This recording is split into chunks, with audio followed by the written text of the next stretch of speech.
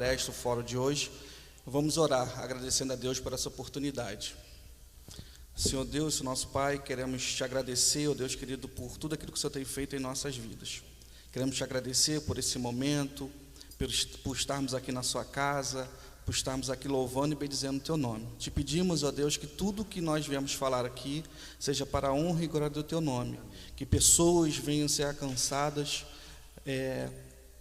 através das palavras que foram proferidas aqui, que todos possam estar ouvindo essas palavras e possam ver a cura através do teu poder. É isso que nós choramos, te agradecemos por tudo. Amém.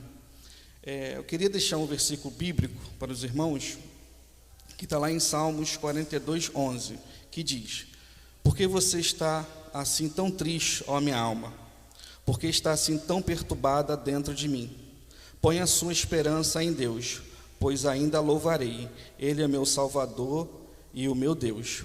Bom, irmãos, nesse mês de setembro, nós estamos fazendo a campanha do Setembro Amarelo, que é um mês referente, que vai falar sobre os fatores de proteção contra o suicídio, né? E uma das causas que leva ao suicídio é a depressão. E a gente vai falar um pouco sobre isso aqui com os palestrantes.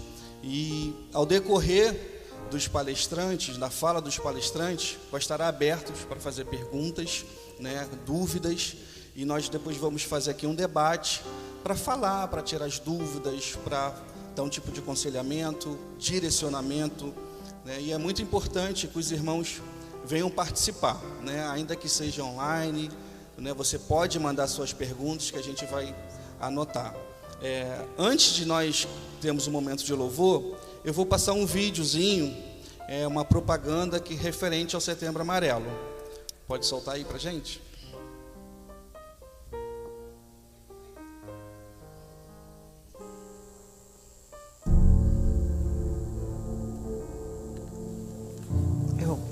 Eu sempre fui uma menina isolada, calada, quieta. Eu me isolava de todo mundo. Eu ficava com os meus pensamentos num canto, olhando para as pessoas.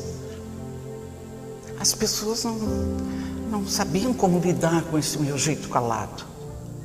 Aí, quando eu estava entre 14 e 15 anos, nada tinha sentido para mim. Nada.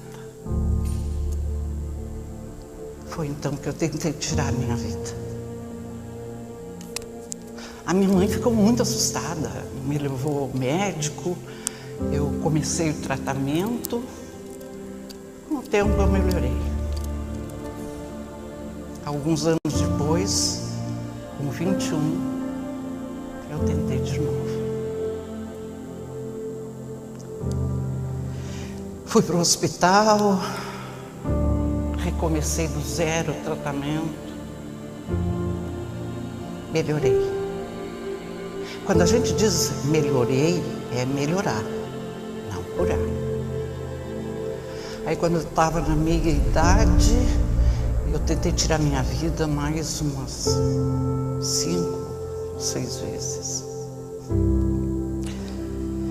Sabe, eu trabalho desde que eu tinha 12 anos de idade. Hoje eu não consigo nem caminhar. É difícil. Mas assim, a minha mãe me ajudou quando eu era mais nova. Agora o meu marido me ajuda. O nosso amor nos cuida. Meu marido me incentiva, me mostra que a vida vale a pena. E aí, com o apoio, com a força que ele me dá, eu controlo já. Quando os pensamentos ruins vêm, eu não fico mais isolada, calada. Eu falo com meu marido, peço ajuda. E a ajuda dele é fundamental.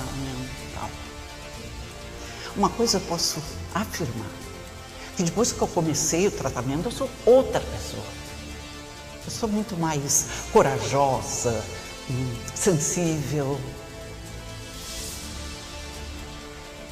A vida vale a pena. mesmo nos dias mais escuros, a vida vale a pena.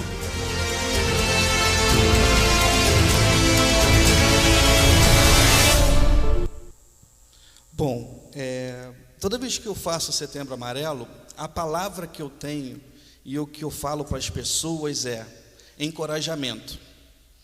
Tenha coragem de falar do seu problema. Tenha coragem de falar da sua dor, porque falar cura. Falar faz bem. Falar nos ajuda a colocar para fora tudo aquilo que está nos angustiando. Então você que está me ouvindo online, você que está aqui, tenha coragem de falar. Falar é importante. Agora nós vamos ter o nosso momento de louvor. Boa noite. Falar é importante. Boa noite. O salmista conversava muito com Deus. Leander leu o Salmo 42, é isso mesmo, 42? Está abatido a minha alma. Ele se questiona, ele conversa consigo mesmo. Mas no Salmo 121 ele diz: elevo meus olhos para os montes, de onde me virá o socorro? E aí ele diz: o meu socorro não vem dos montes, vem do Senhor que criou os céus e a terra. E isso ele rejeita toda a idolatria humana, toda a ideia do homem colocar esperança em si mesmo ou no homem.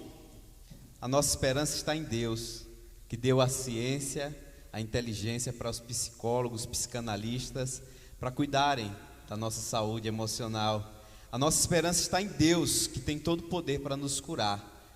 O salmista rejeita todo tipo de idolatria. A esperança dele não está num governo, não está no poder aquisitivo de uma nação, mas está no Senhor que criou os céus e a terra. Convido a você a se colocar de pé. Nós estamos diante desse Senhor que criou os céus e a terra, e é na presença dele que nós vamos nos alegrar, que nós vamos cantar. Cadê meu ajudante aqui? Meu músico ajudante. Vamos lá, vamos sem Daniel mesmo. Jesus, em tua presença reunimos-nos aqui. A sanfona está fechada. Contemplamos tua face e rendemos-nos a ti, pois um dia a sua... Continua fechada. Trouxe vida a todos nós, nos deu completo acesso ao coração. Vamos com as palmas. Jesus, Jesus, em tua presença reunimos-nos aqui, contemplamos tua face e rendemos-nos a ti, pois um dia a sua morte trouxe vida a todos nós e nos deu completo acesso ao coração do Pai. E o véu que separava já não separa mais. A luz que outrora apagada agora brilha e cada dia brilha mais. Só pra te adorar e fazer teu nome grande e te dar o louvor que é devido. Estamos nós, Jesus, em tua presença. Jesus, em tua presença reunimos-nos aqui, contemplamos tua face e rendemos-nos a ti, pois um dia a sua morte trouxe vida a todos nós e nos deu completo acesso ao coração do Pai. E o véu que separava já não separa mais. A luz que outrora apagada agora brilha e cada dia brilha mais. Só pra te adorar e fazer teu nome grande e te dar o louvor que é devido. estamos nós aqui. Amém.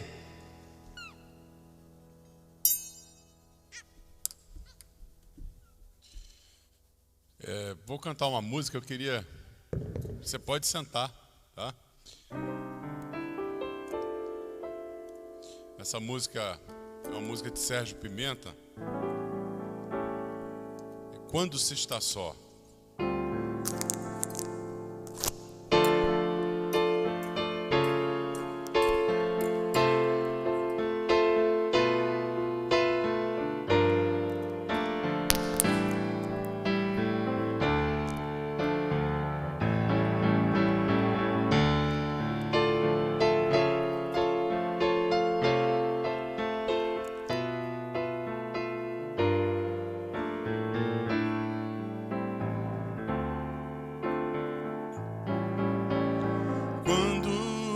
Está só, silêncio é mais profundo, as noites são mais longas, o frio mais intenso, e até a própria sombra parece estar mais junta, como se soubesse quando se está só. Está só, um grito é desespero, sussurro é loucura, o estalo mete medo e a mão forte aparece, está sempre nos sonhos, eternos pesadelos quando se está só. Quando se está só, se está porque deseja, pois ele com certeza não foge de ninguém. Deus está sempre perto, amigo, braço aberto, convida a ir com ele pra não mais estar só.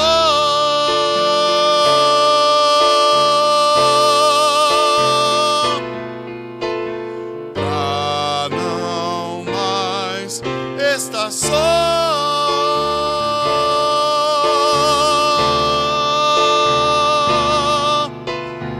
Pra não mais estar só.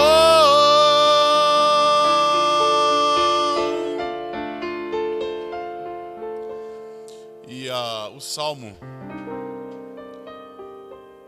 que o Leander leu, ele é musicado também pelo Sérgio Pimenta, uma música muito bonita, e eu queria cantar para você nesse momento.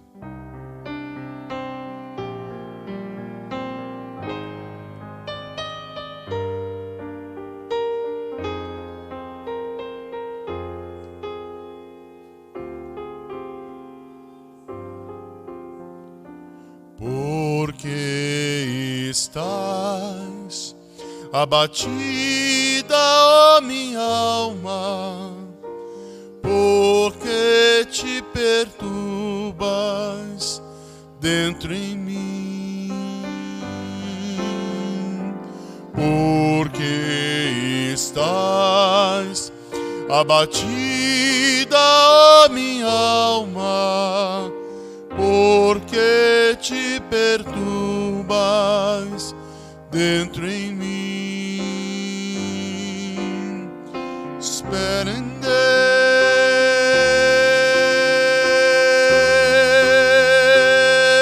Deus, pois ainda o louvarei.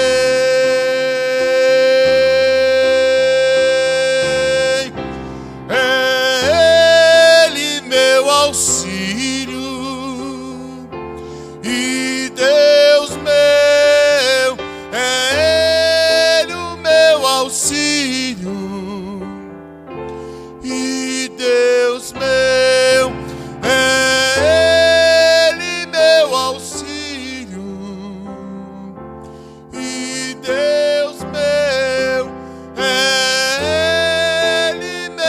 auxílio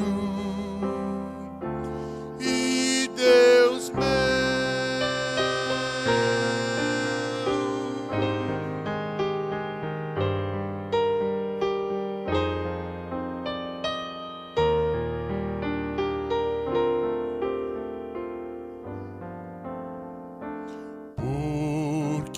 Estás abatida, ó minha alma, porque te perturbas dentro em mim. Espera em Deus,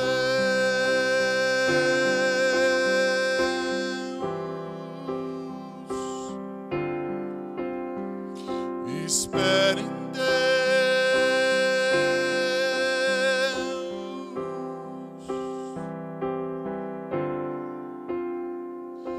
Espera em Deus.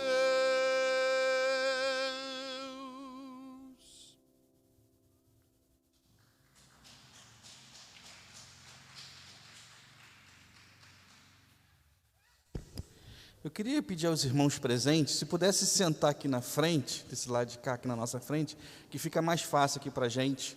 Vocês podem fazer essa gentileza? Sentar aqui na...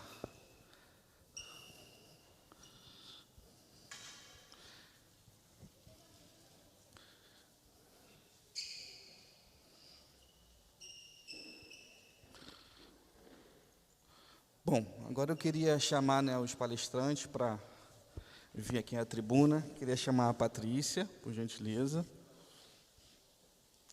Cristiano e o nosso pastor Rodrigo. Acho que é melhor você ficar aqui. Aqui do outro lado, melhor. Cris, fica aqui que eu tenho que às vezes sair. Não, vou tirar esse aqui. Tá, pode se sentar. Bom, pessoal, cada um vai ter no máximo de 10, 15 a 20 minutos, né, eles vão falar. A Patrícia falou, se ficar umas 2 horas aqui, ela fica tranquila. Falei, um dia a gente vai fazer vigília e a gente vai convidar ela, tá? Então, no momento da fala de cada palestrante, se vocês quiserem fazer alguma anotação, depois da fala de cada um, nós vamos abrir para perguntas e dúvidas, tá bom? E você, que está nos assistindo online, mande esse link para alguém que está precisando, porque esse evento, ainda que a gente venha falar do Setembro Amarelo, é um evento totalmente evangelístico. Deus está agindo através dessas programações. Então, vou passar para a Patrícia, nós somos cavaleiros, ela vai falar... Verdade, está no seu sobrenome, pode. Depois o Cristiano e depois o pastorzão, tá bom? Com a palavra, Patrícia.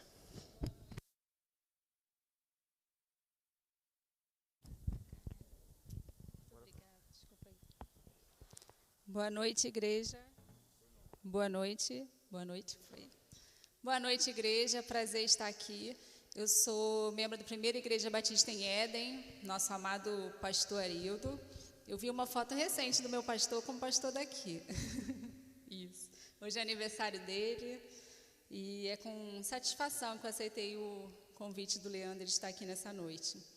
E depressão, ele é um assunto muito falado, mas também ele é pouco falado, né? Porque a gente fala por alto e a gente julga muito, em alguns momentos, quem tem depressão.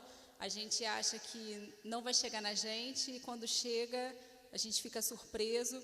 Mas, infelizmente, a depressão é para todo mundo, não é para um público específico. E a gente precisa estar muito atento aos sinais. Nessa pandemia, muita gente que não tinha sinal nenhum, a pandemia foi um gatilho que ativou, e aí os sintomas apareceram em algumas pessoas. Então, é muito importante a gente entender do que se trata, saber diferenciar e procurar um tratamento, procurar ajuda. Então, eu separei alguns aspectos. Eu falei para ele que eu tenho uma palestra aqui para 2 horas, se ele quiser, mas eu vou me controlar e vou ficar nos minutos que ele pediu. Me ajuda com a hora, gente, que eu vim sem relógio.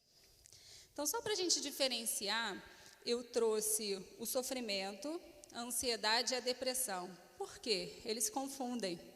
E algumas vezes está muito na moda Então, a pessoa está sofrendo, está ansiosa, mas ela já é julgada como depressão. Ou todo mundo acha que está depressivo. E ficou assim uma palavra meio generalista, né, para tudo, e a gente tem que saber diferenciar até para saber tratar. Então, o sofrimento, quanto mais prolongado, mais prejuízos ele traz. Ele atormenta toda a existência humana. Então, para justo, para injustos, a gente sabe que o sofrimento vai chegar para a gente em algum momento. Então, um exemplo disso é o desemprego, são os planos que não se concretizam, doença, cansaço do dia a dia. Então, é normal a gente sofrer por isso. E isso não quer dizer que a gente esteja depressivo. Quando a tristeza demora a passar, aí pode virar uma ansiedade e uma depressão. Então, só rapidinho sobre a ansiedade para a gente dar um foco maior na depressão depois. Na ansiedade, o dicionário diz que é um grande mal-estar físico e psíquico, uma aflição, uma agonia. Ansiedade é um estado psíquico pela antecipação de uma situação desagradável ou perigosa. Então, eu fico ansiosa antes que aquilo aconteça, porque eu estou na minha cabeça pensando, né? E se der errado? E se o dinheiro não entrar? E se disserem não para mim? Então, é uma ansiedade perigosa. O significado, segundo a sua etimologia, é angústia que sufoca. Ansiedade, às vezes, dói, né? Você não consegue comer ou não consegue parar de comer. Cada um tem uma reação diferente. Infelizmente, eu como. Eu queria parar, né? Mas dá o efeito reverso. Ansiedade faz parte da existência humana. Todo mundo vai sentir em algum momento. E ela pode ser boa ou ruim. Tem aquela ansiedade de amanhã é dia de festa, ou amanhã eu vou viajar, eu quero que chegue logo. Uma ansiedade gostosa. E tem aquela ansiedade que é prejudicial, que vai deixando a gente louco, não consegue fazer nada, não consegue pensar em outra coisa. É aquela que paralisa. E ela pode gerar sintomas como crise do pânico, coração acelerado, falta de ar, perda de sono. Isso é muito comum. Quanta gente chega, gente, no hospital, falando, estou com falta de ar, eu vou morrer, meu peito está doendo muito, e é a crise de ansiedade. Nessa pandemia, então, muita coisa. E aí pode se tornar uma depressão, que é onde eu vou dar um foco maior essa noite. O significado no dicionário é o ato ou efeito de deprimir-se. Segundo o Drauzio Varela, é uma doença psíquica crônica e recorrente. Lembra do depoimento dela? Você não cessa, pode voltar. Que produz uma alteração do humor, caracterizada por uma tristeza profunda, sem fim.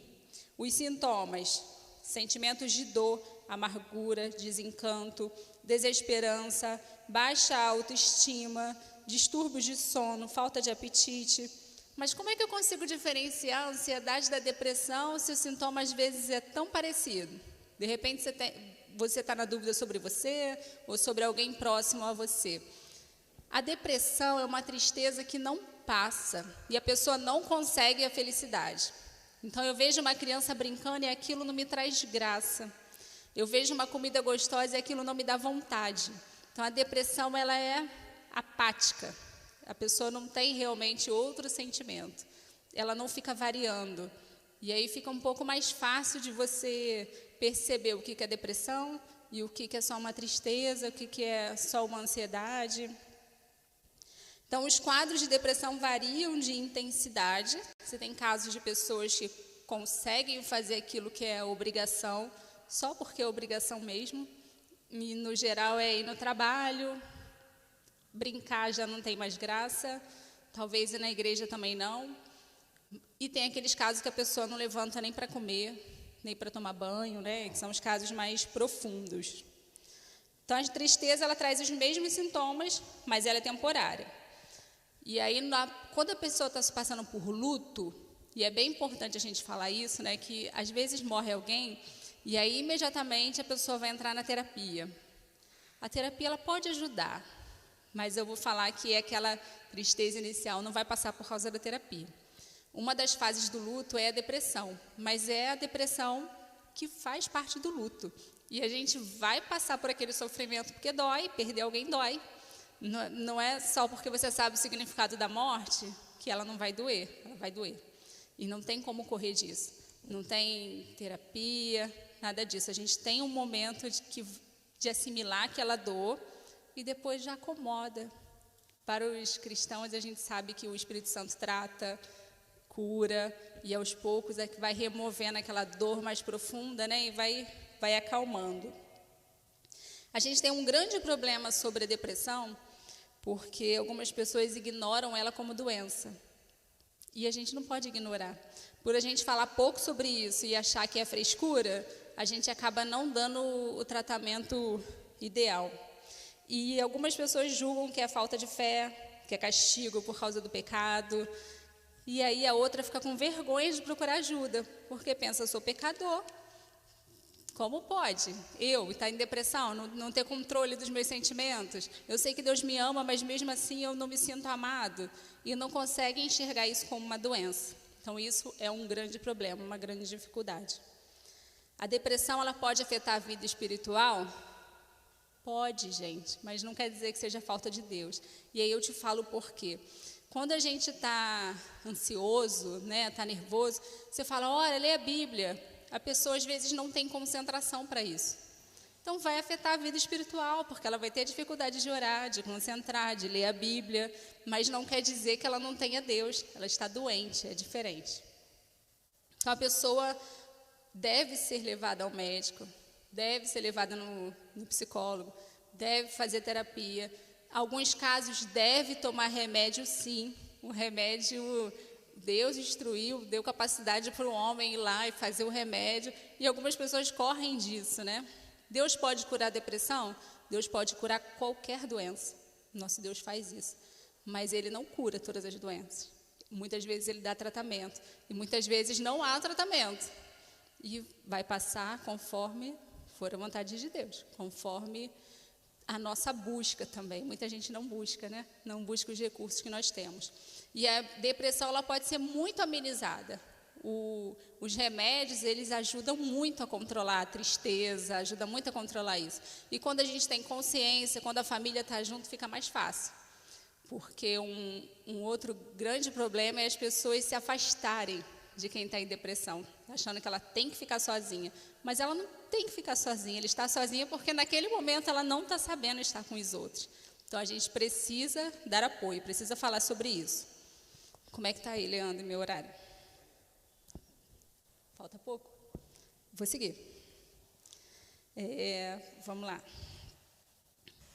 A depressão é uma doença caracterizada por causar desequilíbrios químicos dos chamados neurotransmissores.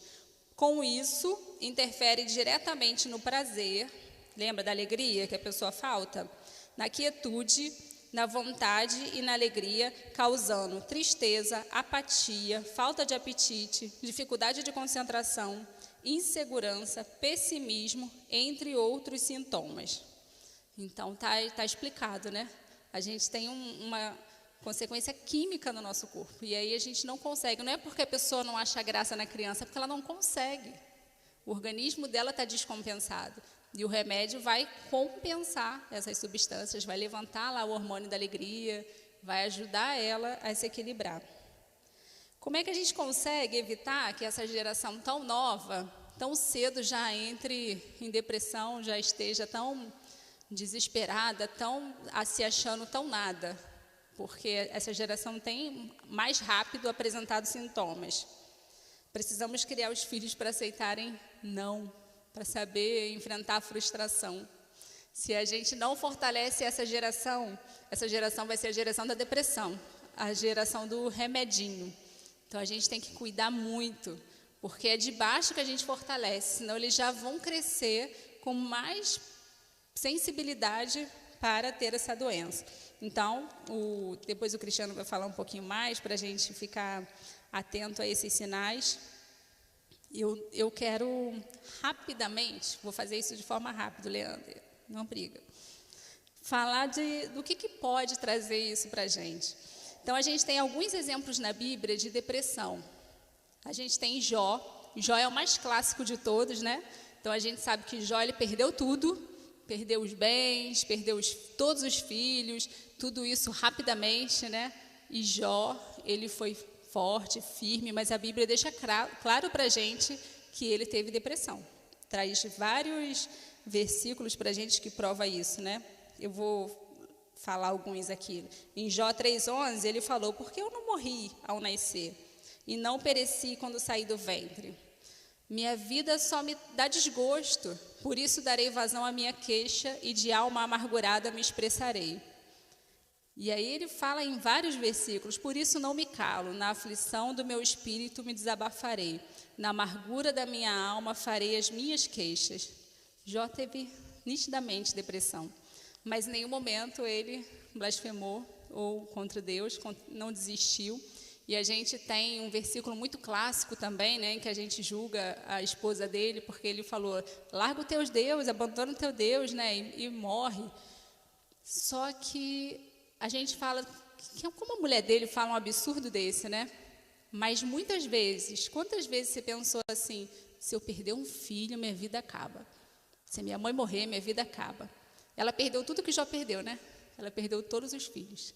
Então a gente não pode julgar a reação dela, por mais que a gente pense que a gente saiba que a gente não tem que blasfemar contra Deus, mas a situação dela não foi fácil, não.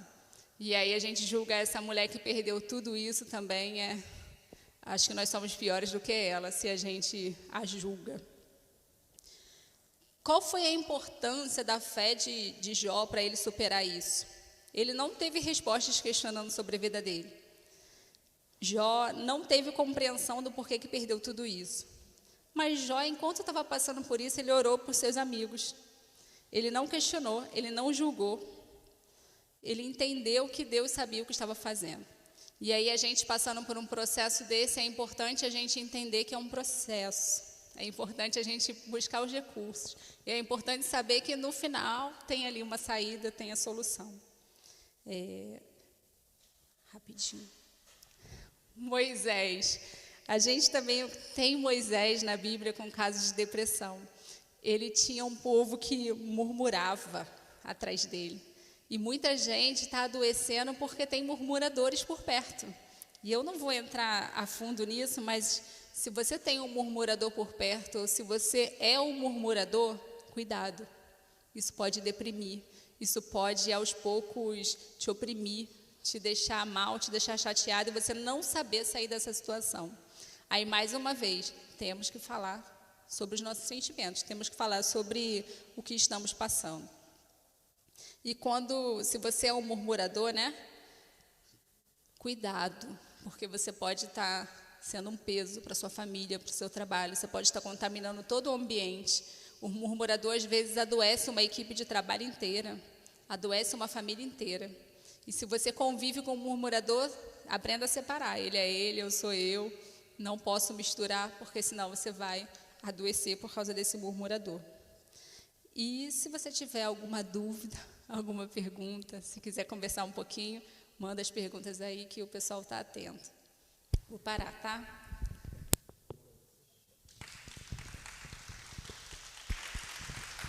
Bom, Patrícia, deixa eu só fazer duas pontuações. Muito obrigado pela sua fala.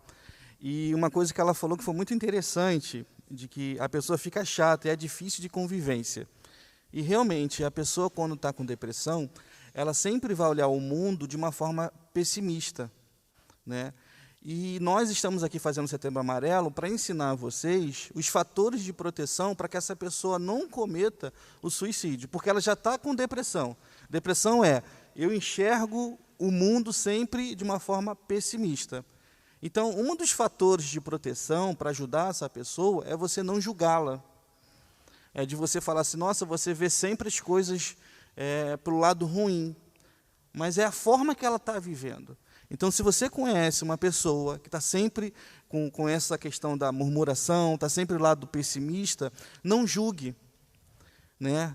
Fala com essa pessoa para ela procurar um especialista, para procurar uma pessoa mais íntima, que às vezes você nem tem condições de atender aquela pessoa. Porque o que vai acontecer? Essa pessoa ela é tão chata que ela está falando, ela vai se sentir só.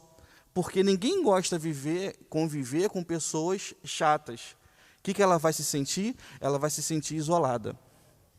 Aí ela já tem a depressão, que ela vê o mundo pessimista.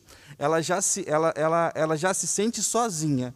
E ela não encontra ninguém ao seu redor devido à sua doença. Isso ajuda, colabora para ela cometer o suicídio. Então, é uma dica que eu dou, pegando esse gancho da Patrícia, é de que você respeite, que você ouça e não julgue, tá? Outro ponto que a Patrícia falou foi a questão de frustrar os filhos, né? Eu trabalho aqui na igreja com escola de pais, né? E eu observo tanto aqui, né, nesse trabalho, tanto no consultório, tanto em outros lugares, tem muitos pais que não conseguem frustrar os seus filhos, não conseguem dizer não para os seus filhos, né? O filho quer um iPhone, o filho quer o melhor tênis, o filho quer o melhor videogame, o pai e a mãe se matam para comprar o desejo daquele filho. E às vezes o pai e a mãe não têm o dinheiro. O cartão está estourado e realmente está sem dinheiro, mas faz de tudo para ajudar aquele filho para ter aquele presente. Ou seja, está criando naquele filho uma proteção de que ele nunca vai sentir frustração. E o que vai acontecer? Quando ele for para o mundo, quando ele começar a viver sozinho, ele vai ter os nãos da vida. A sociedade vai mostrar o não para ele. E isso pode ser uma causa de depressão, ele não saber lidar com isso, e até mesmo cometer o suicídio. Então, pais que estão me ouvindo, frustre os seus filhos, diga não para eles, né?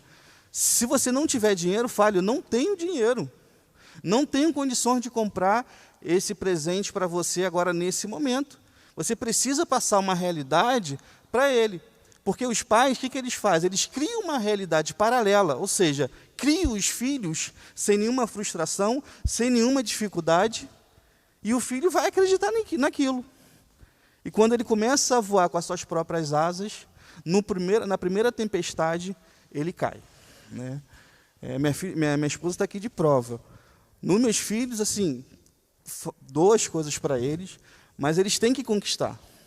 E eu falo, olha, nesse momento eu não tenho, mas em tal momento eu posso te dar isso. Você tem como esperar?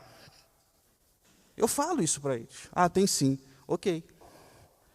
Mas, assim, claro que eu também não vou negar as coisas para o meu filho, né? Vou fazer o meu esforço para dar para os meus filhos. Mas tem pais que se negam a querer que os seus filhos não se sintam frustrados. E isso é muito perigoso, tá? Então, eu gostei muito dessas duas partes que você falou. Agora, vamos passar para o Cristiano. Okay? Se você tiver alguma outra dúvida da fala da Patrícia, depois, no final, a gente faz um outro momento. Leandro, tem uma... Sim? Uma dúvida aqui. Tainá Maria. Não entendi a fala da palestrante, uma vez que o depressivo se isola justamente por não ser ouvido. Ela disse que não devemos nos afastar dele, mas em outra fala, quando ele murmura, ele é tóxico. E com isso devemos nos afastar? Não entendi. Você podia explicar? A gente tem que tomar muito cuidado para não isolar quem está doente, porque a gente precisa ouvir, precisa cuidar. Quando eu falo que a gente tem que separar o murmurador da gente, é que eu não posso deixar que tudo que ele fale penetre na minha cabeça como uma verdade. Senão eu chego eu comentei do ambiente de trabalho, tem alguém lá reclamando de tudo, né? Então ele vai falar, nossa, o salário está ruim, lá fora paga muito mais, eles dão um lanche horrível para a gente, e essa pessoa vai absorvendo tudo que a outra fala. Eu tenho que aprender a separar. Não, ele está vendo o mundo de um jeito ruim, mas não é ruim. E aí eu tenho que ouvir, mas reter o que é bom, separar. Eu separo aquilo que não serve para mim, mas eu não vou me afastar dessa pessoa. Não posso, eu tenho que me recusar a isso. Porque senão eu isolo aquela pessoa da família que é chata, aquela pessoa que só reclama, e não dou nenhuma atenção para ela, nenhum crédito mais. Então eu tenho que saber diferenciar. Tem muita gente que é tóxico ao extremo mesmo. Muitos casos, inclusive de mães, de pais que são assim. E aí você vai fazer o quê? Você vai abandonar, deixar de lado? Não. Eu tenho que saber que aquelas palavras não são reais, não falam sobre mim. Eu tenho que saber quem eu sou. Eu tenho que saber quem eu sou em Cristo, principalmente. E aí, eu sabendo o meu valor, aquela pessoa não vai me derrubar, não vai me afetar. Eu tenho que saber diferenciar quem sou eu e quem é o outro. Senão o outro vai me corromper. Eu vou juntinho, né, pro buraco, juntinho, me sentir arrastada, me sentir mal, me sentir ninguém. Eu preciso saber diferenciar, mas a gente não pode sumir, porque senão você isola aquela pessoa. E aí a gente não está ajudando em nada, a gente está ajudando ela para talvez um suicídio ou uma depressão profunda. Acho que respondeu, né? Boa noite, eu me chamo Cristiano Vitor e sou da Igreja Cristã de Nova Vida do Vilar Novo. E interessante falar um pouquinho sobre suicídio é que a Patrícia trouxe um aspecto de doença, de comorbidade, de coisas que pessoas estão passando. Eu vou tentar passar um pouquinho aqui do que a gente pode fazer, o que a gente vê. Até pegar um pouquinho da fala do Leander, que ele frustra os filhos, porque se a gente não frustrar, o mundo frustra os nossos filhos, né? Primeiramente, essa é a minha primeira saída depois de um ano. Eu estou 1 ano isolado, dentro de casa, por conta da Covid. Tive a Covid, estive muito mal, e só agora, depois de 1 ano de ter tomado as vacinas, que eu estou saindo de casa. Você pode perguntar, é medo de morrer? Eu vou falar para vocês, quando eu tive a Covid, eu passei 1 mês muito mal, eu pensei que ia morrer. E esse tema suicídio é muito interessante, né? Porque o suicídio é uma morte. É aquilo que a gente está pensando assim, eu vou tirar a minha vida. Mas quais são os motivos? A Patrícia trouxe alguns aspectos, mas existem outros aspectos. Eu vou tentar trazer algumas coisas que a gente vê no nosso dia a dia. Por exemplo, nós somos muito cobrados em estar bem. Estar bem no trabalho, estar bem na igreja, estar bem para a família. E isso é uma cobrança que a sociedade faz e, às vezes, até a igreja também faz também. E tem dia que nós estamos maus. Tem dia que a gente acorda mal. Tem dia que a gente não consegue estar bem para nada.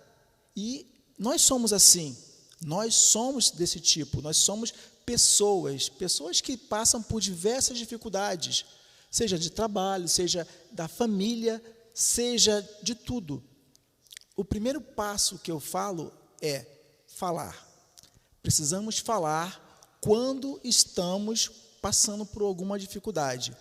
Não sei se vocês repararam na fala daquele vídeo daquela senhora, que ela falou que era uma pessoa calada, não falava para ninguém o que ela estava sentindo.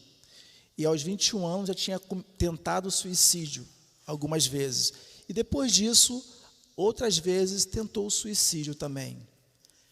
Mas como que essa pessoa vai falar se ela não sabe para quem falar? Não sabe aonde falar? Não sabe como falar às vezes? A nossa percepção é que a família é o primeiro local que precisa estar atento a esses sinais. Se você perceber algum membro da sua família que está isolado, que está calado, que não consegue se comunicar, está sempre triste, está sempre reclamando de tudo, esse é o primeiro sinal que você tem que se aproximar dessa pessoa, tem que ouvir essa pessoa. Outra coisa muito importante é o quê? É que a nossa sociedade, as redes sociais, elas cobram das pessoas, né? Eu posso dizer que cobra da maioria, né? Uma foto bonita, um status bonito, tirar foto do que está comendo, tirar foto do local que você está visitando. As redes sociais é uma cobrança do estar bem. E quando muitas vezes não estamos bem, apenas é um post, apenas é uma foto. Para nós podermos estar bem, precisamos estar, eu posso dizer a palavra, integrado com nós mesmos. Vocês podem pensar o seguinte assim: eu tenho um problema no rins, eu tenho um problema no fígado, e nós vamos procurar um especialista para esse órgão, certo? Vamos procurar um especialista renal, vamos procurar um endócrino, alguma coisa assim. Mas, na verdade, o que está doente é o ser humano. É ele completo que está doente. Uma parte do nosso organismo é um sinal de que o corpo não está bem. Para a gente poder estar bem, a gente tem que estar completo. Eu acho isso interessante no caso que nós, como igreja, entendemos o corpo de Cristo, sendo a cabeça o Cristo, o corpo, os membros. A palavra diz, quando um membro não está bem, né, o corpo todo sente. Então, nós todos estamos sentindo. Quando você está sentindo alguma coisa que você não sabe o que está sentindo, você tem que procurar falar sobre isso. Falar sobre o que você está passando ou aquilo que você está pensando está passando. Uma forma disso é procurar terapeutas, procurar ajuda, procurar sempre estar em conversa, em comunhão, podemos dizer essa palavra, comunhão, com outras pessoas. Mas você pode dizer, eu não consigo fazer isso, eu não consigo chegar perto de ninguém, eu não consigo falar. Você tem família? Você tem alguém na sua casa? Tem algum parente? Você deve procurar alguém de confiança, alguém que você possa confiar, seja o pastor, seja a irmã da igreja que é líder de alguma coisa, seja um irmão que você tenha algum sentimento mais próximo. É importante isso. É importante você identificar em você mesmo aquilo que você está tendo de dificuldade. Eu sei que é difícil, eu sei que às vezes parece muito complexo, mas há possibilidade disso. Há grupos de ajuda. Vocês viram naquele vídeo também que tem um telefone que você pode ligar, é 188, você pode ligar para falar, quando desabafar, sem julgamento, sem preconceito. Mas uma coisa daquele vídeo que me chamou a atenção, e de acordo com o que nós cantamos aqui hoje também, não estamos só. Nunca estaremos só. Nunca. O estar só, às vezes parece que estamos só. Às vezes parece que não temos para onde correr. Às vezes, mas nunca estaremos só. Eu queria só botar o penúltimo slide meu, só para ler. A penúltima projeção do slide, se vocês puderem colocar.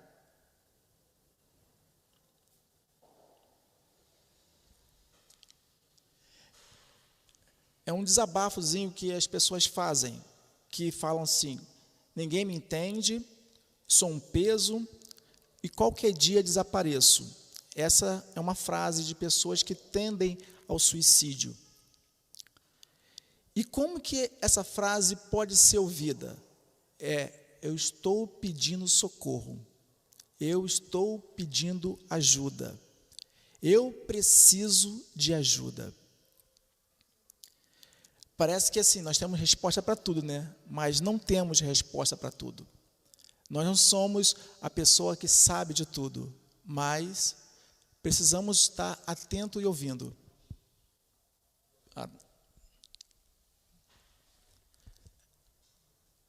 Aqui é a nossa rede de proteção. Fatores de proteção são padrões, são famílias, personalidade, estilo cognitivo, fatores culturais e sociodemográficos. Pode passar o próximo?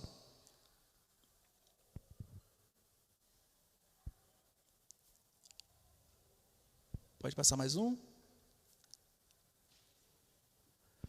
sua saúde mental importa. A sua saúde mental, essa é a principal.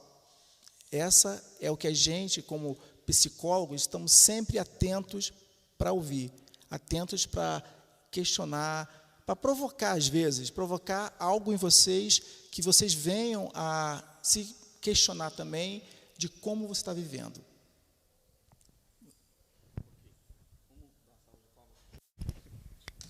Uma salva de palmas para o Cristiano. Eu fiz algumas anotações aqui do Cristiano, que ele falou das redes sociais. Deixa eu tirar a máscara aqui, que eu fico mais bonito. Calma aí. Ele colocou aqui a questão das redes sociais. Esse ponto é muito interessante, que eu vejo como as redes sociais como o espelho do nosso ego. O que significa isso? Você já reparou que tudo que você pesquisa nas redes sociais, daqui a pouco vai aparecer propagandas daquilo que você pesquisou, mas você nem entrou naquela loja, né? Ou seja, através do algarismo, ele identifica que você tem um desejo daquilo e ele sempre vai buscar para você o teu desejo, né? É muito interessante isso. O interessante é que ele nunca vai mostrar aquilo que você não gosta, ele sempre vai mostrar aquilo que você gosta. E isso é muito perigoso. Por quê? A gente, nas redes sociais, a gente está sempre, como eu falei, é o espelho do nosso ego. A gente está achando que está se relacionando com outra pessoa, ou com, né, uma loja, ou com um grupo, mas, na realidade, a gente está se relacionando com a gente mesmo. Quando você está sempre navegando, sempre está postando as coisas, está sempre de acordo com o teu desejo. Se alguém colocar algo diferente, não concordar com aquilo que você postou, geralmente isso cria atrito, né? Então, assim, essa questão das redes sociais que ele colocou, aí as pessoas falam assim, eu não uso mais as redes sociais, porque toda vez que eu posto alguma coisa, alguém me critica, né? E eu prefiro me isolar. O problema não é que ela é as redes sociais, mas ela já tem uma dificuldade de receber críticas, e ela vai colocar a culpa na rede social porque tal pessoa falou. Porque na rede social eu tenho que sempre colocar aquilo que eu quero, aquilo que eu desejo. E se eu colocar aquilo que eu desejo, aquilo que eu quero, e eu sou criticado, eu não aceito. Então, assim, tem muitos adolescentes assim que é mais vulnerável às redes sociais, que ele posta uma foto, né? Alguém critica, ele não posta mais. Se acha feio, se acha gordo, fala que não está na moda, não posta mais nas redes sociais, se isola dentro de casa. Acreditem, tem jovens e adolescentes, eles não saem mais de casa, eles só vivem nas redes sociais. E se estressam, ficam deprimidos, tristes pelas redes sociais. Antes a gente ia para a rua, a gente brincava, brigava, tomava cascudo, se arranhava, a mãe batia na gente quando chegava. Meu pai era assim, olha, não vai apanhar na rua não. Se apanhar na rua, apanha aqui dentro de casa. Né? Então a gente ficava triste com isso, que a gente ia na rua. Os adolescentes, os jovens, eles ficam tristes dentro de casa através das redes sociais. Eles conseguem isso, né? Por quê? Leandro, o suicídio daquele rapaz, daquele adolescente lá do Rio Grande do Norte, filho da cantora, eu não sei se você acompanhou. Ele gravou um vídeo e o vídeo sofreu uma reprovação muito grande. Ele chegou em casa, se trancou no quarto, era um garoto tranquilo, sempre brincalhão, e houve o suicídio dele. Verdade, né? Ele não tolerou essa frustração diante das redes sociais, né? Então nós como pais temos que também estar observando isso. Por que o teu filho está triste? Ele não sai para a rua.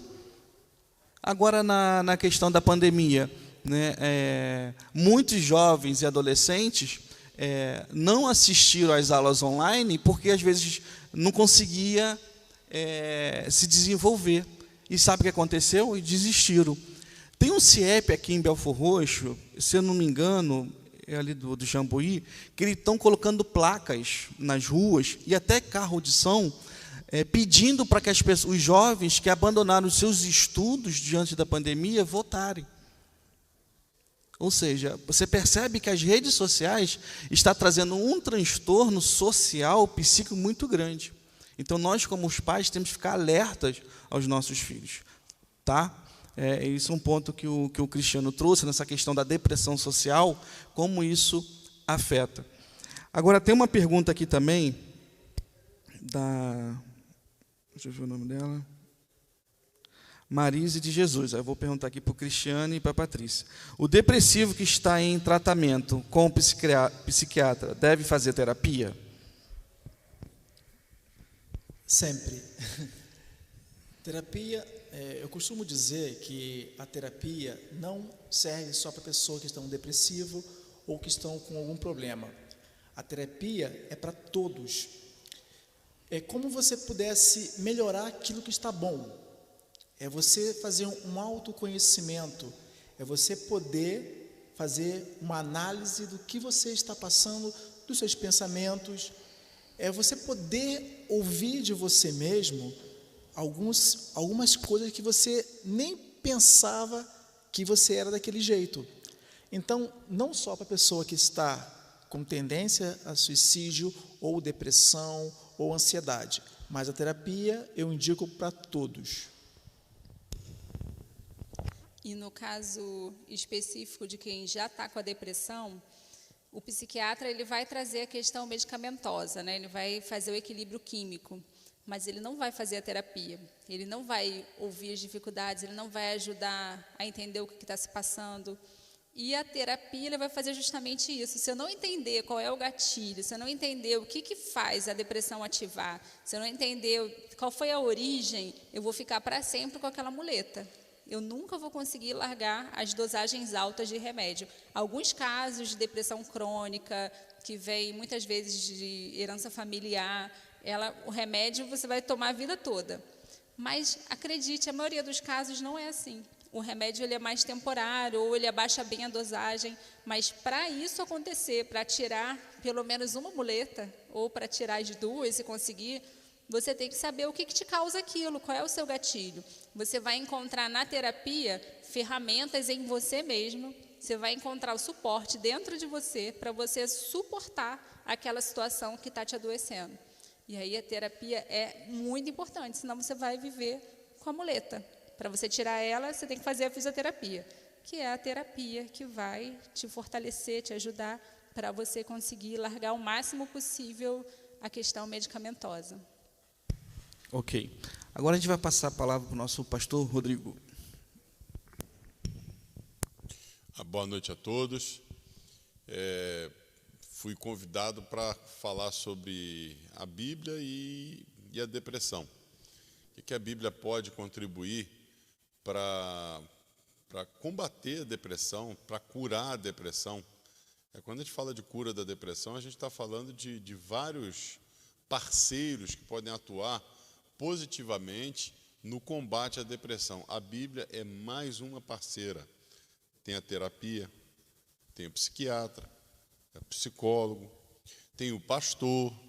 O pastor ele não vai ser determinante no fim da depressão, na cura da depressão, mas ele vai ser um auxílio, ele vai ser um ajudador, ele vai ser o cura da alma, alguém que ouve, alguém que está pronto a ouvir aquela pessoa, ouvir aquela dificuldade, aquela dor profunda da alma que a pessoa está sentindo e não consegue encontrar sequer a causa concreta. Olha, é isso aqui que está causando a minha dor. Não, a pessoa não tem sabor na vida. E como é que a Bíblia pode ajudar? Olha, a Bíblia não vai ajudar se você usar ela de maneira errada. Então, o Leandro já deu a senha. Você não pode usar a Bíblia para poder julgar as pessoas, para ser um princípio de regras, um ordenamento, um manual com o qual você vai chegar para a pessoa e dizer para a pessoa assim, olha, você não pode sentir isso, você está assim por causa disso, o que você está sentindo é resultante do seu pecado. Não. Depressão é uma doença e que tem que ser combatida como qualquer doença. Assim como você pode ter um câncer, e o câncer é uma doença, e vai ter o combate ao câncer, a depressão é uma doença também. E ela tem que ser combatida com as armas que a medicina nos dá e que a nossa espiritualidade nos dá. Nós temos a oração. Depressão se combate com oração? Sim, com oração e algumas vezes com tarja preta junto da oração. Com remédio de tarja preta para você ficar bem. Foi dito aqui que a depressão ela é causada, isso cientificamente comprovado, com um desequilíbrio químico dos neurotransmissores. Ou seja, é algo irregular que está acontecendo com o teu organismo. É um mistério ainda, muito se estuda a respeito. Quem sabe, num futuro, e torçamos não muito distante, a gente possa curar a depressão já com drogas não tão pesadas, ou que a gente possa descobrir a causa e combater a causa e a pessoa se livrar desse mergulho numa dor profunda que é a depressão. Mas voltando à Bíblia, como é que a Bíblia pode ajudar? Primeiro é você fazendo a leitura correta da Bíblia. A Bíblia ela é um livro que é muito interessante. Eu gosto de falar que a Bíblia ela é o primeiro documento Nelson Rodriguiano que existe, é a vida como ela é. A Bíblia, ela é a vida como ela é. O que é maravilhoso, porque vai contar casos do dia a dia que não vai esconder as pessoas, as suas frustrações, e os profetas, eles são um material rico acerca do que a depressão causa, do que a depressão faz. Particularmente eu gosto de Elias e Jeremias. Jeremias ele é notabilizado por escrever lamentações, é um profeta reclamão. Jeremias não está no seu estado normal. Jeremias está sempre reclamando e sempre obediente. Ele, apesar da consciência da missão dele, da obediência dele àquilo que Deus deu para ele falar, ele é um homem de um sermão só. Ele vai passar a vida dele toda pregando um sermão. É um sermão básico. Olha, vocês serão destruídos, portanto, se rendam ao inimigo e vocês serão poupados. É a mensagem de Jeremias. Você vai lá no livro de Jeremias, você vai ver isso. Só que ele se frustra, porque ninguém ouve. Ninguém ouve, ninguém dá atenção, as pessoas zombam, as pessoas colocam apelidos nele, os amigos o abandonam, a família não quer saber dele e ele entra em parafuso. Ele entra em parafuso porque havia uma promessa de Deus lá no início de Jeremias que era assim: olha, ninguém vai te tocar. Mas o que é ninguém vai te tocar? Ele foi parar num calabouço, ele foi parar no fundo do poço, ele ficou na lama, ele apanhou no rosto. O que é Deus? Ninguém vai me tocar. E as lamentações de Jeremias são muito dessa verbalização. Leander falou ao início, é importante falar. Jeremias fala. Jeremias ele tem um tratamento da dor dele. A Bíblia coloca isso para a gente, isso é maravilhoso. E o Elias ele é um profeta fantástico, não escreveu nada, não deixa nenhum documento escrito, mas é uma figura fantástica que tem na Bíblia, porque ele faz prodígios, Deus usa ele para fazer prodígios. O fim da carreira dele é num redemoinho, numa carruagem de fogo, ele sobe para o céu, ele é arrebatado num redemoinho de fogo. É fantástico isso. Mas o Elias, no momento do ministério dele, ele está abalado porque ele se sente só. E é uma solidão tão intensa, tão profunda, que ele não consegue enxergar que existem pessoas que são solidárias a ele e estão na mesma causa. E, numa ocasião, ele desafia os profetas de Baal e Deus faz chover fogo do céu, você imagina, eu nunca vi isso acontecer, e ele viu. Ele não só viu, como ele zombou dos profetas de Baal, ele pegou o altar do Senhor e ele fez um desafio. Ele falou para os profetas de Baal clamarem até o meio-dia. Até meio-dia vocês vão clamar aí e pedir fogo do céu. E Baal não mandou fogo. E aí ele começou a zombar dos profetas de Baal. E quando deu o meio-dia, ele começou a ajeitar o altar de uma maneira muito interessante. Ele encharcou o altar de água. Agora que não vai pegar fogo mesmo. Mas Deus mandou fogo, o fogo caiu do céu, lambeu o altar, fez a água queimar, o que era um prodígio grandioso. E no fim das contas ele falou: agora vocês vão matar todos os profetas falsos de Baal. E aí foi um morticínio de profeta de Baal, mais de 800 mortos ali na presença de todo mundo apavorado com aquele morticínio, o povo vibrando, gritando: só Deus é o Senhor, só Deus é o Senhor. E passada aquela cena maravilhosa, né, cinematográfica, Jezabel pega um pedaço de papel e escreve assim: vou te matar, e manda entregar para ele. Ele olhou e quis morrer. Aquilo teve mais valor para Elias do que Deus mandando fogo do céu e lambendo o holocausto. Então, a depressão, ela tira o sabor da vida, a percepção das coisas grandiosas. Onde eu quero chegar? Não adianta você pegar aquela Bíblia. Tem aquelas Bíblias antigas que colocava no púlpito, né? Aquela Bíblia sagrada enorme. Você pode pegar aquela Bíblia e chegar na pessoa que está enferma e falar assim: olha aqui, essa Bíblia aqui é uma Bíblia que vai mudar a sua vida. Não, não vai mudar. Não assim. Ela vai mudar, ela vai ser um canal de mudança se você perceber da Bíblia o que a Bíblia está recomendando que você seja para aquela pessoa que está em depressão. E não o que você faça, não o que você fale, mas o que você seja.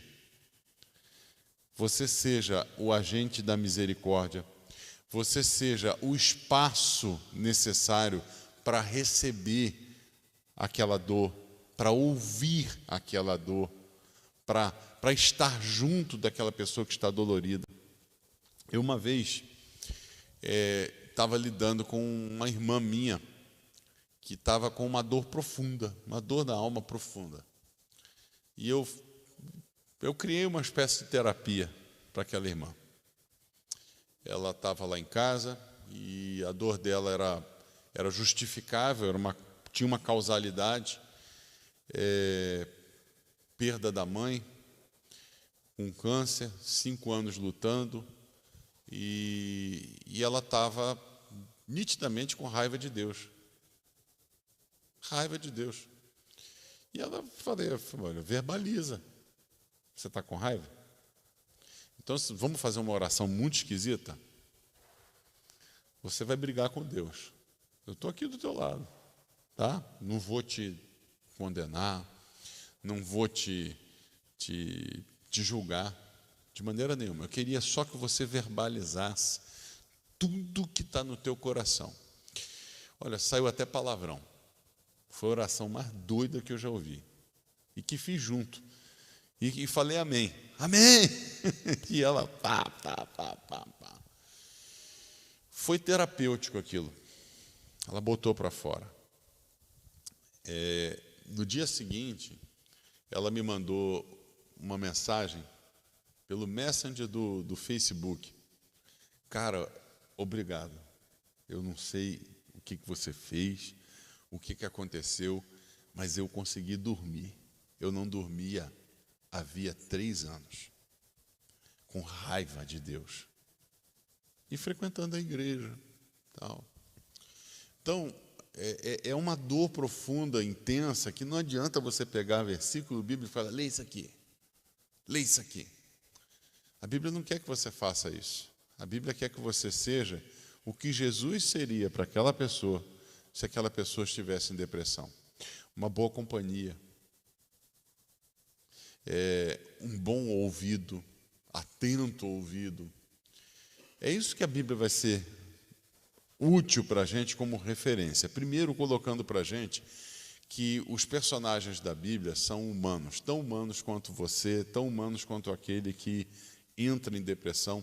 Ora, se Elias entrou em depressão, caiu em depressão, e por causa do bilhetinho da Jezabel fugiu, ele fugiu, mas ele não fugiu, não foi uma fuga, não. Ele pegou a reta e ele andou 40 dias no deserto e foi para um monte se esconder.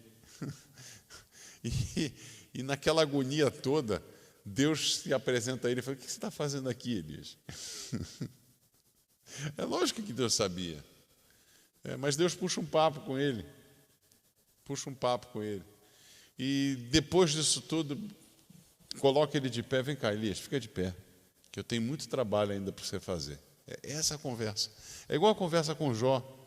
A conversa com Jó é muito interessante. Jó é um livro de terapia também. Jó o tempo todo blá, blá, blá, blá, blá, blá, blá, blá, blá. E fala. E os amigos vêm e julgam. Os amigos de Jó são exatamente aquilo que você não deve fazer com uma pessoa em depressão. Se você ler os amigos de Jó, você vai perceber que eles são uma berlinda de julgamento. Estão só para julgar, só para apontar e achar causas para a dor. O que é uma coisa assim que, para a gente ajudar, o terapeuta vai ajudar com a técnica, tá? Talvez. Mas para a gente ajudar, não adianta você ficar querendo achar a causa. Você tem que ser o processo da cura. Você está assim porque isso aconteceu assim, assado. Muito provavelmente, uma dor que você sinta por causa de um pecado é uma dor muito consciente, muito iminente, não é a dor da depressão. A dor da depressão ela é mais aguda. Ela é assim, você pode ter o dia lindo, aquele dia que você abre e, nossa, que céu lindo, que manhã maravilhosa. O dia está cinza. O deprimido ele vai ver o dia cinza, sem sabor, a comida sem sabor. A alegria mais efusiva que você tiver não vai contaminar o coração de uma pessoa que está em depressão. Porque é doença. Simples. É patológico. É doentio. Então você tem que tratar a doença recomendando medicina, recomendando terapia, sendo o canal para que isso aconteça. Eu vejo às vezes pastores sendo o canal justamente para que isso não aconteça, espiritualizando uma coisa que é espiritual, mas da maneira errada. Olha a minha fala, eu não disse que não é espiritual, tá? Nós, da fé, tratamos as coisas como espirituais, porque nós discernimos as coisas espiritualmente. Entretanto, você pode espiritualizar da maneira errada. Eu posso espiritualizar da maneira errada e falar assim: olha, não vai, sai do psiquiatra, para de tomar essa tarja preta aí e joga fora. Se eu fizer isso, eu estou sendo irresponsável como pastor. Aliás, eu estou operando negativamente no processo de cura dessa pessoa. Tá? Então, foge de pastor que faz as coisas dessa forma. Tá? É perigoso. Depressão mata. Depressão mata. Mata tirando o sabor da vida em vida.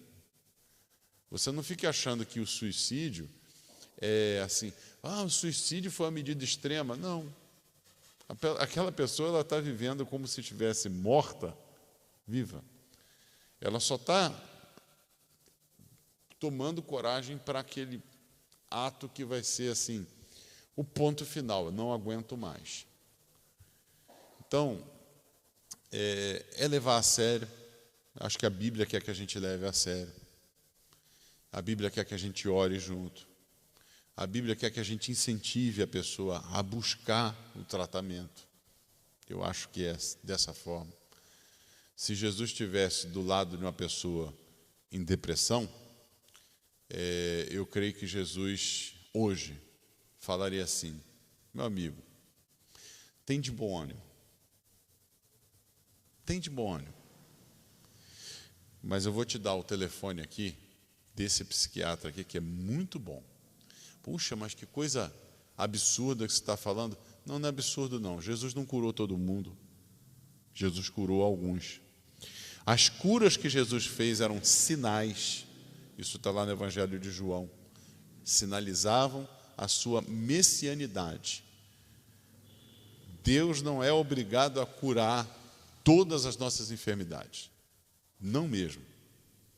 Mas Deus nos dá a graça e a benevolência, a bênção da gente ter tratamentos, da gente ter inteligência, da gente ter ciência. Isso é muito bom. É procurar. Então, eu acho que a Bíblia coloca as coisas muito claras para a gente dessa forma. Na Bíblia tem médico, na Bíblia tem gente que busca cura, na Bíblia tem gente que está deprimido, na Bíblia tem gente que é curado de depressão. Então, na Bíblia tem tudo isso. Você pode se identificar com todos esses personagens e você pode andar com Jesus sabendo que Jesus não te abandona jamais no teu processo de depressão. Pode crer que Ele está com você. E eu digo mais, pode acreditar que você vai sair dessa. E em nome de Jesus, tá? Mas também procura um psicólogo, um psiquiatra, se for um caso já de usar o medicamento. Por quê? Porque o psicólogo ele não prescreve a droga. Só para separar isso bem claro, porque às vezes a pessoa fica numa confusão, né? Psicólogo e psiquiatra, qual é a diferença? O psicólogo ele usa a terapia. Qual terapia? Tem diversas escolas, tem o que é só terapeuta, o que usa psicanálise, que é uma técnica. Mas o que eles vão fazer? Eles vão conversar, ajudar a pessoa a se enxergar, a enxergar o que ela não consegue ver sozinha. Isso é técnica. E o psiquiatra? O psiquiatra ele vai trazer o auxílio da farmacologia, né, dos fármacos que vão ajudar você a ter uma muleta ali para, nos seus casos mais agudos, você conseguir suportar aquela dor, você conseguir caminhar, até que você se livre e fique curado. E esse é o desejo de todo aquele que acredita na Bíblia, que todo mundo fique bom, que todo mundo fique curado. Ok? Amém. Pastor, eu estava lembrando aqui uma coisa com a sua fala. A gente estudou, né, tanto o psicólogo quanto o psiquiatra, a gente entende que a depressão é uma questão de neurotransmissores ou uma questão emocional, mal resolvida na vida deles. Mas já que a gente está falando de depressão, Bíblia, a gente nunca viu na nossa literatura técnica e na nossa formação psicológica que a depressão é a falta de Deus. Né? E a gente tem esse estigma de que você está depressivo, então é falta de fé e é falta de Deus na sua vida. Muito pelo contrário, né? O senhor trouxe aí vários exemplos que mesmo os homens de Deus, na Bíblia, tiveram alguns aspectos depressivos. Então, uma coisa muito importante de a gente salientar, de que depressão não é falta de Deus e nem falta de fé. Né? Então, a gente tem que começar a entender isso. Você, às vezes, está na igreja, mas está se sentindo deprimido. Leandro, né? O Luiz Felipe Pondé, que não sim, um filósofo, tá?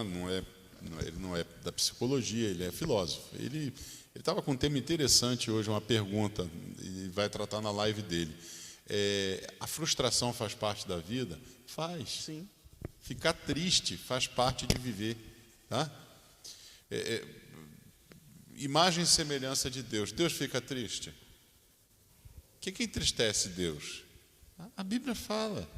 A Bíblia fala de comportamentos de Deus, de sentimentos de Deus, que são espelhados na sua criação.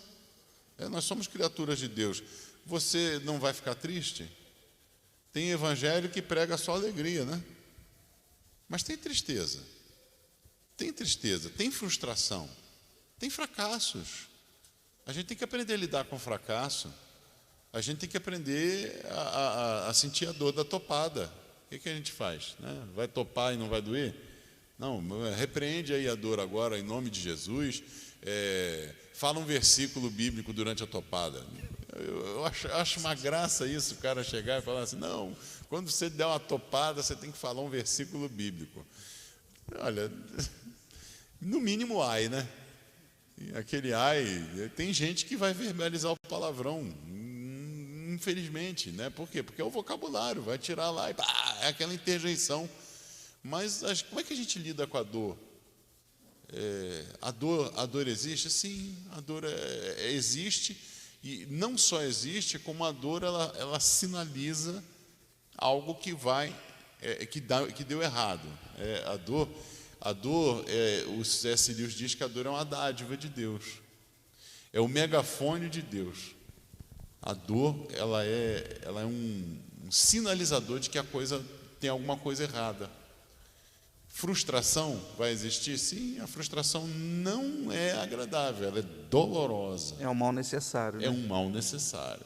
Uma coisa interessante é que o suicídio em si é a tentativa de se livrar dessa dor. O suicídio, o suicida, ele não quer se matar. Ele quer se livrar daquela dor. Aquela dor que às vezes ele não consegue explicar. Uma dor que não passa. E ele, nessa tentativa de tirar a própria vida, eu vou eliminar essa dor. Eu vou fazer com que essa dor cesse. E a gente tem um preconceito, né, de dizer que o suicida está querendo se aparecer, quer chamar atenção, quer fazer alguma coisa, está fazendo um outro movimento, mas na verdade é um movimento interno, um movimento de que eu preciso me livrar dessa dor.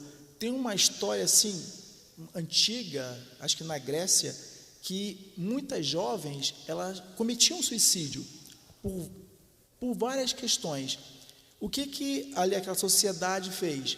Pegava o corpo daquelas jovens, expunha ele nu em praça e levava para poder fazer o funeral, mas expunha aquelas jovens e teve, assim, parecia que começou a diminuir o suicídio daquelas jovens. Por quê?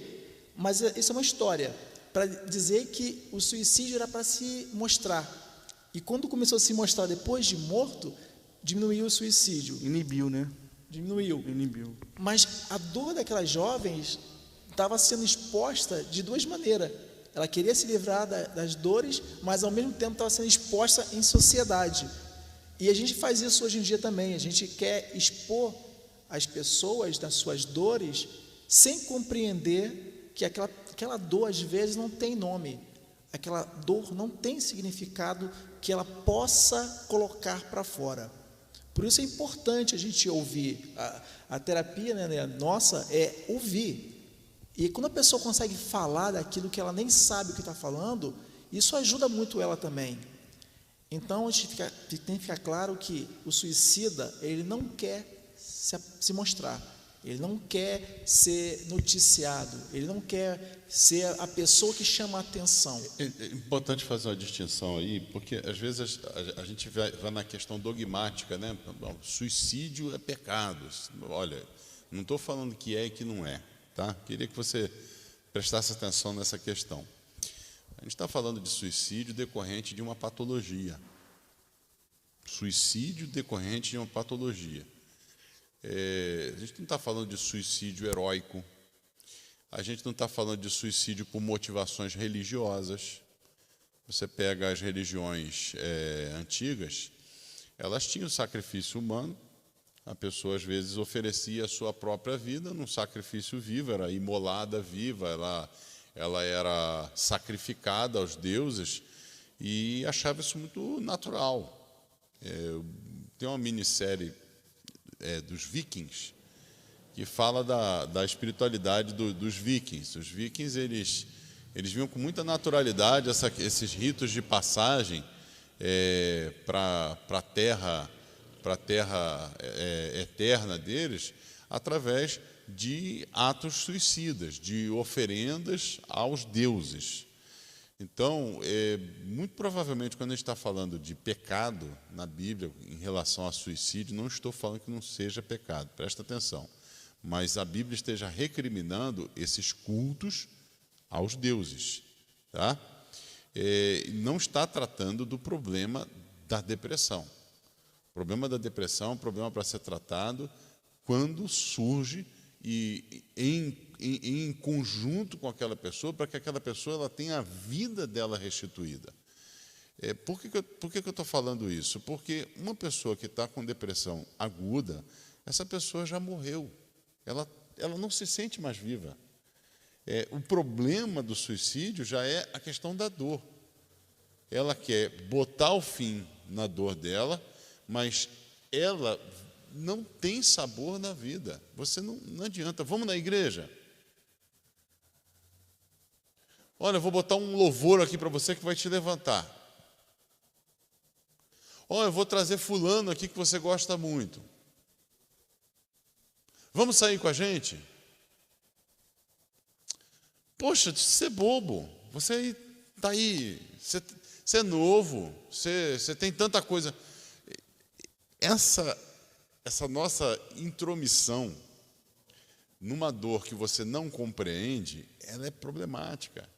Nós temos que ser o canal para que aquela pessoa ela busque tratamento. Esse é o ponto importante. Incentivar a ida ao tratamento, a abraçar o tratamento. Uma vez abraçado o tratamento, iniciado o tratamento, nós somos o apoio. Mas é importante iniciar. Não tem essa de, poxa, eu vou pegar um manual aqui de como lidar com a depressão do meu amigo, da minha amiga, do meu filho, da minha filha, e a gente vai resolver isso aqui em casa porque depressão é coisa de gente fraca. Não, não é, não. Aliás, depressão é coisa de gente muito forte. Porque você resistir a essa dor que você sente e não sabe por quê, e sente o tempo todo, e ela não te deixa em paz, você não consegue dormir, você não consegue acordar no dia seguinte sem ter passado. Eu não me recordo na minha vida de depressão, eu me recordo de tristezas, de coisas que me fizeram muito triste. Mas, graças a Deus, os meus mecanismos de lidar com a tristeza estavam lá presentes. O depressivo ele não tem esses mecanismos. Então, é como se aquela tristeza aguda que chegou na minha vida e por alguma razão, ela chegasse e ela não saísse mais. Eu poderia realizar todos os meus sonhos materiais, profissionais, que não adianta. Eu vou continuar prostrado, triste, sem sabor, sem vontade de viver. Eu já morri.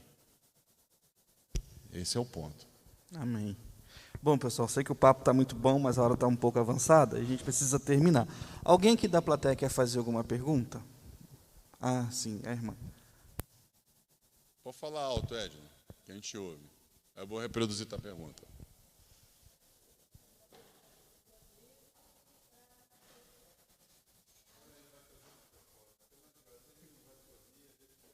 Vai lá.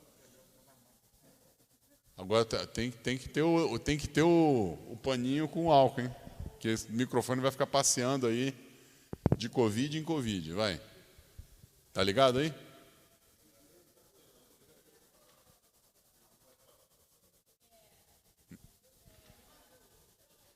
Espera aí.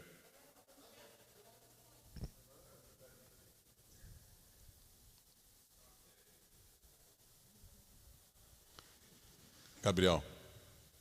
Aqui, Gabriel. Vai.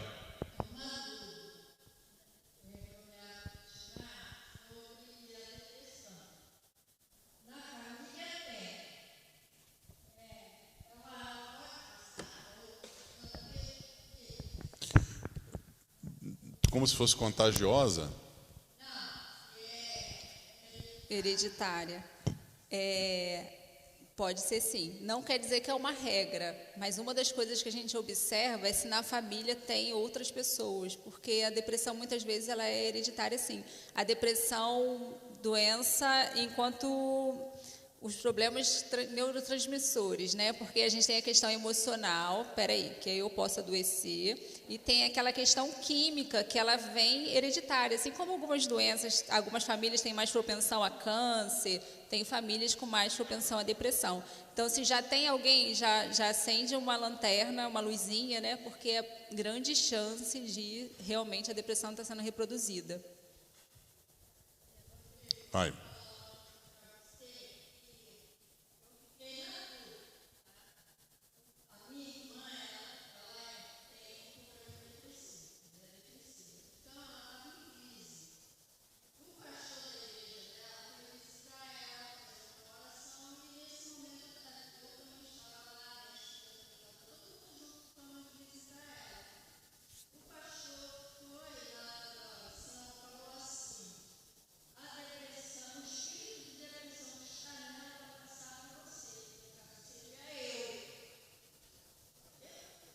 Tá, bom, tá amarrado.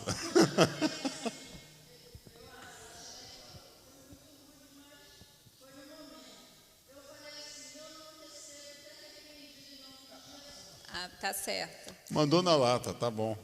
No melhor evangeliquez.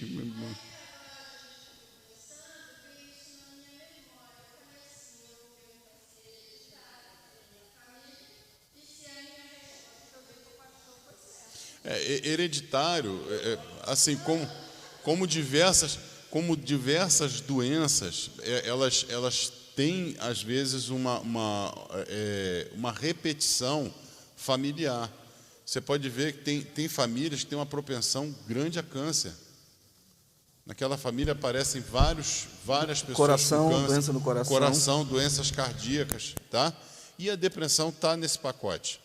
Está nesse pacote. Vai Agora, passando, tá? Deixa eu só falar uma coisa. Tem essa questão hereditária, mas também tem questões emocionais também. Um exemplo, uma família lá, o pai, né, o provedor, sempre trabalhou numa grande empresa, tal. Daqui a pouco foi mandado embora e nunca mais conseguiu aquele trabalho. E anos ele ficou depressivo, triste. Os filhos, né, eu tenho mais essa pegada em relação essa relação pai e filhos, vai ver aquela imagem e também, como o Rodrigo falou, vai se repetir, tá? O ambiente familiar também pode ser um gatilho, mas isso não significa que toda pessoa que está desempregada, que fica triste, vai passar para os filhos ou vai passar para outra geração, entendeu? Tem que se observar isso também.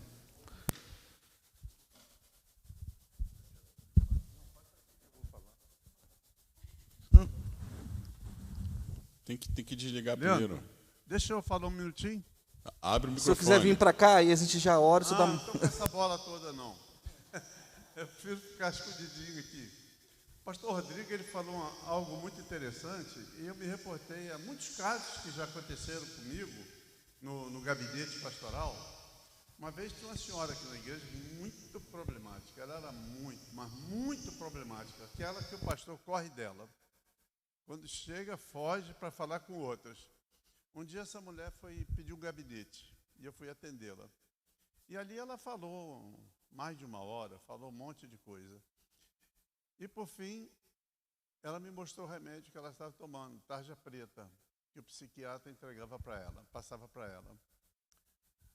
Eu usei uma frase, logicamente dentro da minha ignorância, mas que deu certo. Eu falei assim, como pode uma serva do Deus Altíssimo, que é uma mulher espiritual como você, abrir teu coração, falar dos teus segredos para uma pessoa que nem ama o teu Deus, que desfaz do teu Deus como esse psiquiatra. Me dá essa caixa aqui, tinham duas, rasguei tudo, joguei na lixeira, falei assim, agora ajoelha aí, que o meu Deus vai te libertar. Impus a mão sobre ela, orei. A libertação foi tão grande, essa mulher tinha 5 filhos, se não me engano. Ela foi fazer o curso ginasial, primeiro grau, segundo grau, e fez uma faculdade.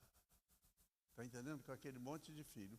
E ela tinha um entrave na vida dela, que era o marido. Largou o marido, ela ficou tão boa, tão perfeita, que a vida dela parece que eu estava adivinhando. Então, isso que o pastor falou, isso acontece mesmo, a questão da oração. A oração é poderosa. Tem casos que Deus não vai resolver mesmo, porque Ele não quer resolver. E Ele vai continuar sendo Deus, mas Ele não quer resolver. E nem adianta insistir. Outros casos, basta uma oração como essa, não é que eu seja poderoso, mas a oração, Deus quis atender. E atendeu, e aquela mulher ficou absolutamente curada. Tem um outro problema, eu estava lendo aqui dos consulentes aí que estão mandando, não sei se você viu aí, tem eu não li o nome, e não me lembro o nome. Ela disse que também é pela causa do intestino. Intestino. Isso é a coisa absolutamente correta. Valquíria, desculpa, eu vou te usar, tá? A Valquíria, nós tivemos um acidente terrível. Capotamos o carro na subida de Friburgo e a Valquíria ficou desesperada. A Valquíria estava em processo de suicídio. Acredite se quiser. E a gente começando a conversar com algumas pessoas, tinha um psiquiatra lá de Niterói, da igreja de Niterói, que nós iríamos nele. Mas a gente não conseguiu, até que alguém falou conosco do Dr. Gilberto, que tem uma clínica chamada Lumina, aqui na Farrula. O Dr. Gilberto é neuropsiquiatra. E esse homem foi na mosca. Começou a fazer um tratamento do intestino da Valquíria. Pronto, a depressão foi embora. E hoje eu tenho a minha gata junto de mim, curada pela ajuda daquele psiquiatra que se tornou como se fosse um filho meu, muito amigo meu. Eu até gostaria que ele estivesse aqui, mas eu nem lembrei disso, sabe? Porque ele poderia falar dessa área, que é uma área da patologia, né? Que ele pode falar e talvez o psicólogo não esteja preparado como ele está, porque ele é neuropsiquiatra. Então o cara tem uma formação espetacular. Então essas duas colocações que eu queria fazer, até para essa consulente aí que ela está falando aí, ela escreveu umas 3 ou 4 vezes aí. Você viu aí? Vi. Se puder dar uma resposta para ela. Obrigado, era só isso. Ó, só é importante, ele está contando uma experiência que não é a regra, tá? É importante destacar isso. Ah, eu fui lá, orei, rasga aí a caixa. Tem uma coisa também que é importante, isso foi um fato muito lá atrás, mas muito lá atrás, que aconteceu no início do ministério dele. Existe também um excesso de aplicação de medicamentos no Brasil. Tá? Às vezes é uma coisa que uma terapia resolveria, tá? O psicólogo ajudaria muito melhor, ou um psicanalista, e já vai consultar um psiquiatra. E o psiquiatra, sem dó nem pena, vai e prescreve o medicamento, porque na cabeça daquele psiquiatra tudo se resolve com química. Nem sempre. Então, discernimento é sempre uma coisa muito importante. Discernimento é sempre uma coisa muito importante para você tomar uma atitude como essa que ele tomou. Mas tem que ter muito discernimento do que está fazendo. Tá? Eu seria muito cauteloso em fazer uma espécie de desmame de uma tarja preta. É perigoso. Tá? Perigoso. Você para de tomar aí. Agora, em nome de Jesus. Tem que estar muito ciente do que está fazendo. Ele, lá na experiência dele, ele estava ciente do que estava fazendo, fez, e acabou que o problema dela era o marido. Não era depressão, era um marido. Tá? Hã? Tem mais alguma coisa aí para gente? Bom, vou passar a palavra para a Patrícia. Vamos lá. Talvez você esteja se perguntando, eu vou primeiro aonde? Qual é o caminho, afinal, da cura, né? Eu diria o seguinte, se você tem alguém com um caso agudo, que já está totalmente isolado, totalmente depressivo, você percebe que ela não consegue mais movimento, vai no psiquiatra, porque ele vai te ajudar com a questão química. Mas, já paralelo, procura um psicólogo. Tem alguém que está começando um processo, vai no psicólogo, para tentar evitar a questão medicamentosa. Se você puder evitar, se você puder entender se é só o emocional, se é algo que uma conversa ajude, se é algo que faz parte do luto, a raiva faz parte do luto, a depressão faz parte do luto, para você conseguir diferenciar se é caso de medicamento, se o psicólogo vai indicar, olha, vai no psiquiatra, porque a gente já tentou algumas ferramentas próprias e não conseguiu. A gente tenta tudo, a gente tenta muita coisa antes de tomar o medicamento. O medicamento, ele é uma bênção se ele for bem usado, mas a torta e a direita, como a gente fala, né, um português claro, como tem sido feito hoje, a pessoa não suporta uma dor e vai lá e toma um remédio para não pensar e ficar melhor.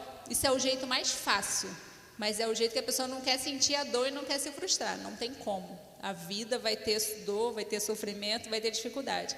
E o remédio, ele vai tirar a pessoa do ar, não vai resolver. Então, eu tenho que aprender a lidar com a dor para viver. Não adianta eu só esconder e mascarar ela. Por isso que a terapia, ela é muito importante. A gente nunca teve uma geração tão adoecida, né? A gente nunca teve tanto caso de autismo, de crianças com dislexia, muitas vezes frutos de mães que tomaram muitos remédios. E aí vem a geração futura e a gente não tem noção do quanto o remédio ele causa efeitos ruins também. Então, o remédio ele não pode ser idolatrado e usado em todo e qualquer caso. Há dores que precisam ter suporte, eu preciso sentir, aprender a lidar com ela e viver. E há dores que não tem como. E aí esse remédio vai ajudar a suportar, mas ele tem um desmame, né, um processo de diminuir ele aos poucos, e algumas vezes não vai tirar o remédio. Mas é importante a gente saber. Primeiro, tenta a terapia, tenta o psicólogo. Aí, o psicólogo identificou, olha, vamos tomar um remédio? Você precisa do psiquiatra. E aí, ele vai no psiquiatra.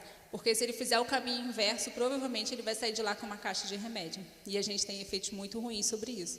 E o remédio não vai ajudar a gente a ensinar, a ter aquela frustração de que muitas vezes a gente não aprendeu em casa e não aprendeu na nossa convivência. Uma provocação aqui que chegou do Instagram, uma pessoa falou assim: eu fico triste que muitos pastores têm cometido suicídio nos nossos dias. Primeiro, é um fenômeno humano. Pastores são seres humanos. Segundo, será que você, igreja, vê seu pastor como humano? Tem um problema aí, né? A igreja não vê pastor como humano. Muitas vezes o pastor começa a acreditar que não seja realmente humano, embarca nessa mentira, a igreja vive a mentira de que o pastor não é humano e o pastor vive acreditando que talvez ele não seja mesmo não. Vai sair errado, porque pastor fica doente, pastor tem câncer, pastor tem infarto, pastor é assaltado, pastor se divorcia, pastor entra em depressão, tá? E quando entra em depressão, ele é um ser humano como outro qualquer. E pior, com a carga do ministério. O ministério é uma carga pesadíssima, tá? E, em termos emocionais, é uma montanha-russa de loopings constante, né? E é constante. Assim, infinitos. É constante. É daquela coisa assim de você estar num estado de espírito ruim. Você chega domingo de manhã para pregar, a pessoa chega aqui e numa alegria imensa, quer te compartilhar aquela alegria, e você, por dentro, você está estraçalhado. Daqui a 2 minutos a pessoa chega com uma notícia ruim para você. E como se não bastasse isso, você de repente recebe o telefonema: faleceu o irmão fulano. O pastor pode ir lá dar uma palavra? É assim. Ou simplesmente pode faltar um culto. Pastor, pode faltar o culto? Pastor, pode ficar em casa? Já começa daí. Será que você, como crente, né, de uma igreja evangélica, toleraria o teu pastor ficar em casa porque ele não está bem e o médico recomendou que ele ficasse afastado, em repouso? Né? Ele precisa se afastar do ministério? Sim, mas, poxa, a remuneração também vai ser suspensa, né? significa que você não entendeu nada. Tá? Então, tem um problema aí dos pastores que estão se suicidando. Tem uma igreja também que não entende que o pastor é humano. E isso é muito problemático. É tanto o pastor que acredita que não é, e a igreja que embarca na mentira de que realmente não é, e se comporta como se ele não fosse. Esse é o exemplo. Ah, como é que pode o pastor ficar em casa?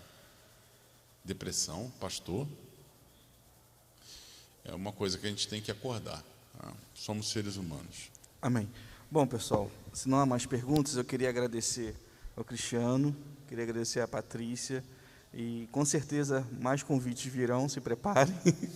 Né? Queria agradecer ao pastor Rodrigo, ao pastor Isaías, queria agradecer a todos que estão aqui presentes, o pessoal da live, a equipe técnica, o pessoal que ajudou na recepção, e ficamos muito felizes que, assim, quando eu comecei a fazer esse trabalho, há 3 anos atrás, falaram assim para mim, como é que você tem coragem de falar isso dentro de uma igreja? Porque é um assunto muito importante e temos que tratar isso de uma maneira muito natural e espiritual também, tá? Então, assim, queria agradecer muito mesmo a todos que estão aqui, e lembre-se, né, aquela pessoa que está precisando de ajuda, não julgue, seja um canal de bênção para a vida dela. Queria aqui chamar o Beto para orar aqui com a gente, para a gente encerrar, tá? E agradecer a todos presentes. E após a oração estaremos encerrados. Grandioso Deus, eterno Pai que está nos céus, graças te damos, Senhor, por esse momento de podermos estar aqui buscando a Tua presença, Senhor. Graças te damos também, Senhor, por essa noite que podemos falar e ajudar pessoas, Senhor, que precisam tanto se livrar desse mal do suicídio, Senhor. Vem estar cada dia mais e mais presente com essas pessoas e que o Senhor possa estar, Senhor, cada dia mais e mais orientando a elas para procurarem pessoas adequadas. Muito obrigado por tudo. Leva-nos, Senhor, em paz ao nosso lar nesse momento que saímos daqui, Senhor. Essa oração que eu te faço em nome de Jesus. Amém. Valeu, gente. E assim estamos encerrados. Caso alguém aqui na plateia queira falar com o Cristiano ou com a Patrícia, fique à vontade.